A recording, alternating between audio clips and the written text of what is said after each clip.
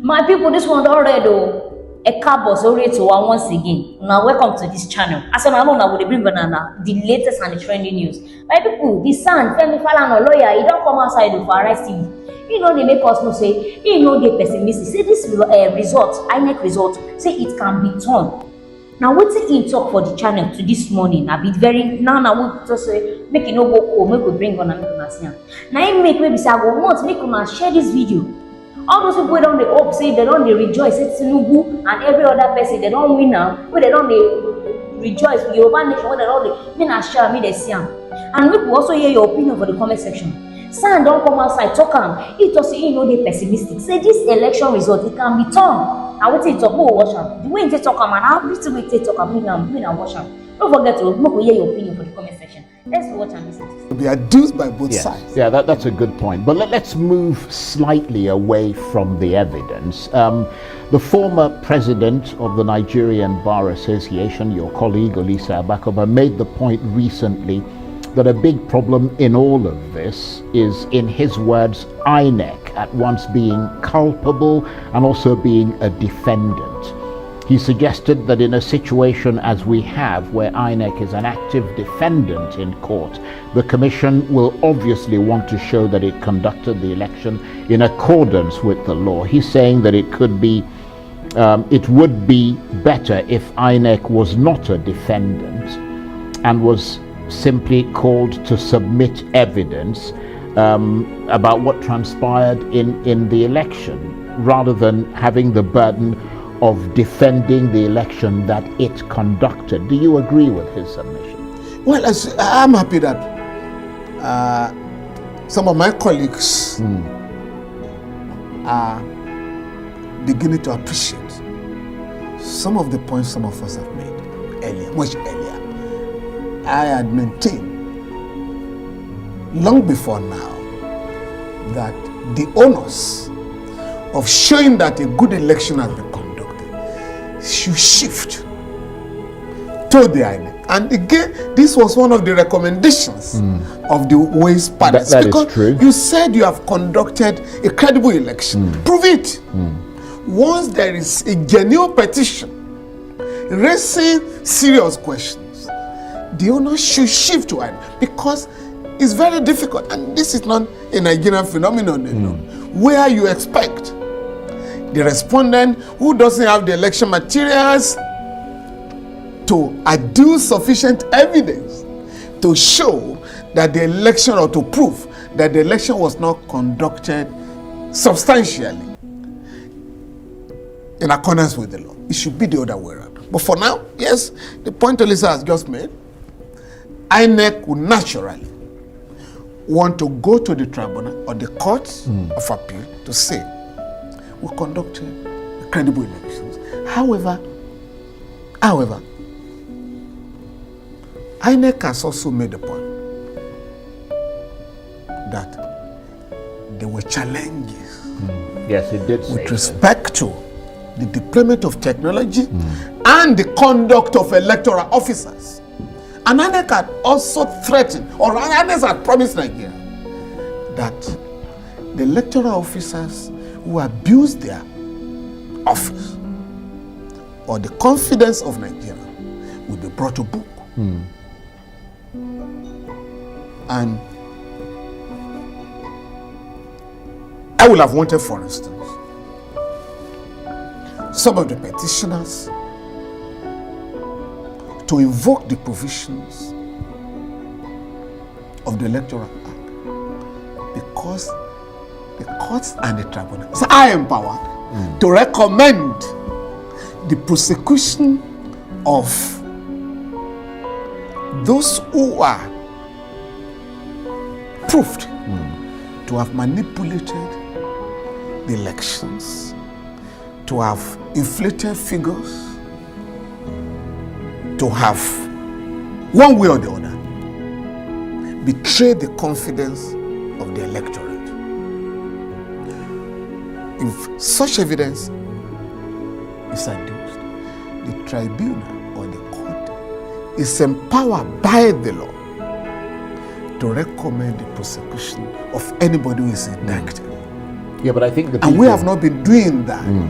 Yeah, that's a good point. But you know, the people who are going to court are much more interested in simply getting the court to reverse whatever No, I know results that. But where the in. law, and it used to happen in the past, where, and I can recall some of the cases in the Second Republic, where the Supreme Court specifically ordered the Inspector General of Police to deal with certain commissioners of police, you know, who took sides in the election, or who did not allow police officers to give evidence and assist the tribunals. And we must also go back to that tradition so that people will know that there will be sanction for impunity. That's a very good point. But let me ask you this, and let me tap into your considerable legal knowledge.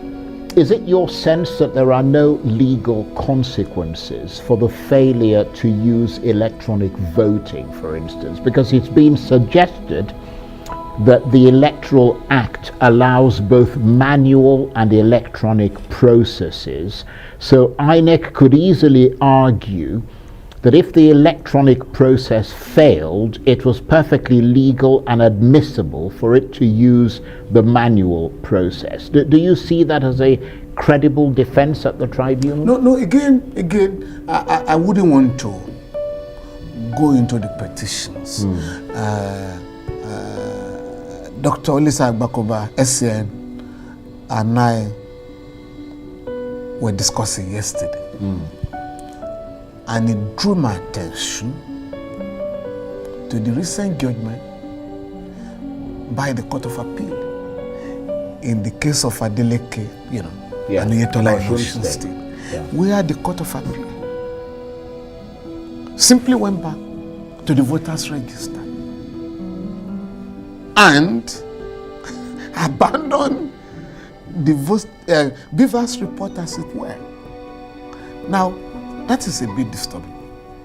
So I can also see that being raised, that INEC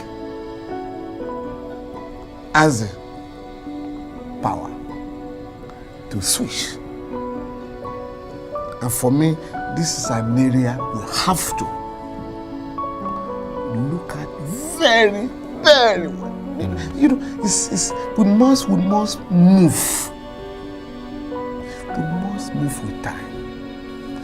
And if there is any takeaway from this election,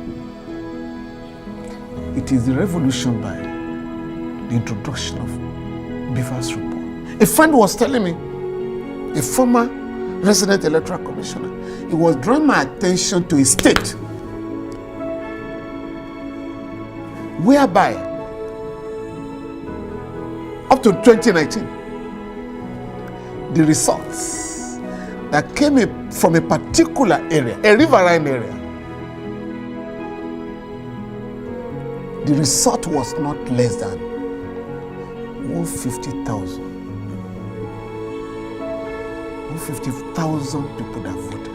But this time around, less than 5,000. Because you must be captured by the Beaver's machine. So the old manipulation or writing of results, you know, has been reduced substantially. Even though where you recorded violence and voters were chased from the polling unit, some criminal elements still wrote results. I do hope that a number of them will be exposed at the various election petition tribunals so that we also can learn that it can no longer be business as usual. You know. But in the circumstances that you were talking about earlier, about it being about INEC possibly having a credible defense, with the either manual or electronic processes and having the option, do you see INEC, for instance, working collaboratively with the other respondents and defendants, for example, the APC, Bola Tinubu, in order to win their case? Because now they've been called in as they're a defendant. Again, as I said earlier, under the current electoral system, the INEC has conducted an election or elections And the INEC will normally go to the tribunal or the court to say, we conducted a good election and we had declared the results. So usually, the INEC or state electoral commissions, usually, and normally, will go to the tribunal to say, we are defending the elections we conducted. But there are situations where the INEC or the electoral body may be compelled to abandon defending some results. We have had cases where the INEC on its own had taken advantage of Section 65 of the Electoral Act to annul results that were declared under duress. And one of them, I think it was Kano. Yeah. Now, if INEC could do that, it may also be possible in certain cases where there was no review for INEC to go to the tribunal and defend some of the results of the election. Yeah. So that's my own way of looking at it. Right. Again, it depends on the evidence produced. No, absolutely. And as you look back at that election and at the Electoral Act, which enabled what some see as a flawed election, what problems do you now see with the Electoral Act that need to be fixed going forward to make future elections more secure? Will it be, for instance, to find a way to make INEC much more independent, which you touched on earlier, independent of the government of the day than it currently is, and much less burdened with all the things that it has to do to conduct the election? You know, it interests you, Charles, to know that apart from the late President Yar'Adua, that set up an electoral reforms panel, the Jonathan administration set up the Ahmed Lemu panel on the violence that greeted the announcement of the presidential election result in 2011.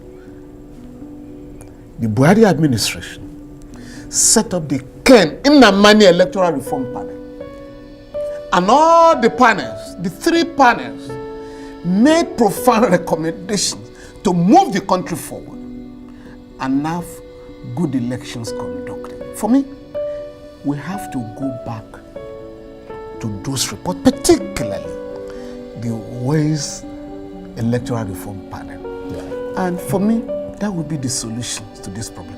Take, for instance, the recommendation on, and it's so important, on the prosecution of electoral offender, because there's no way you are going to stop smashing of ballot boxes, inducement of voters, manipulation of results, declaration of results under duress, instigated by certain criminally, minded politicians. If you do not have an independent body that can prosecute electoral offenders, because the belief is that nothing will happen.